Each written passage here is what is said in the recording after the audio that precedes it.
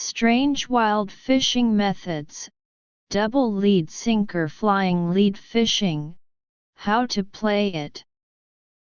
Flying lead fishing, also known as lifting lead fishing, is a technique that adjusts the position of the lead sinker to increase or decrease the length of the subline and water line, thereby adjusting the swinging amplitude and time of the bait. It is mainly used for catching fish in black pits and floating fishing for small fish in wild fishing. This is a dynamic fishing method.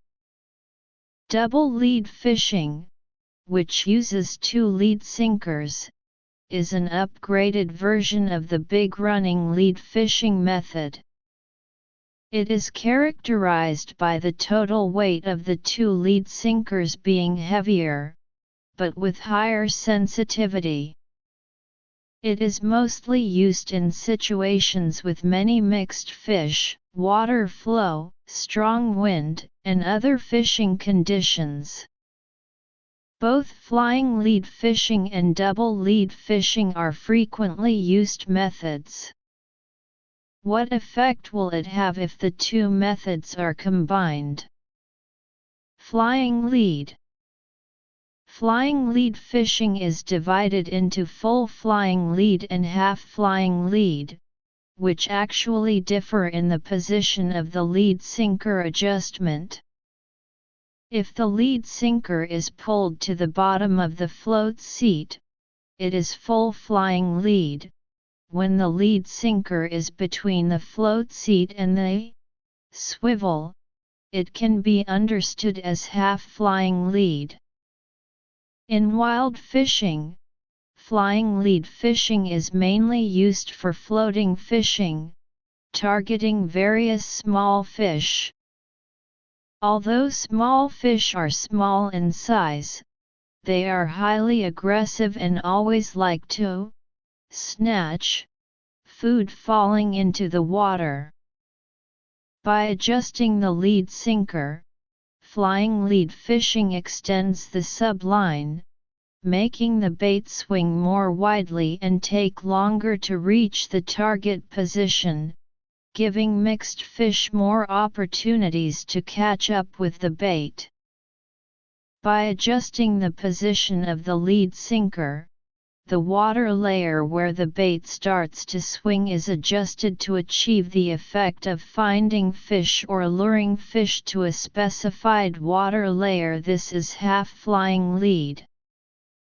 If the fish layer is in a shallow water layer, the intercept bite will come early, and at this time, the position of the lead sinker should be paid attention to. If the float is still lying on the water surface when there is an intercept bite, it is definitely difficult to master the timing of lifting the rod, meaning the fish catching rate is not high. At this time, full flying lead should be used. The lead sinker of full flying lead is close to the float seat, and it can stand quickly after entering the water. At this time, the bait just starts to swing from the water surface to the bottom, so the intercept bite can be well transmitted to the float, avoiding the situation where the float has not turned over when there is a bite. However, full flying lead has a significant drawback. If fishing in a deep water layer, the subline will be relatively long. Flying lead fishing requires lighter bait, and with a long subline and light bait, the subline must be loose, so it is not suitable for deep water layers and is mainly used for fishing near the water surface. If you encounter good fishing conditions when wild fishing for crucian carp, characterized by many intercept bites, attention should be paid to the fishing method. First of all, When fishing for crucian carp, it is best not to wait for the fish to bite. Teasing fishing is very necessary, as it can improve the bite.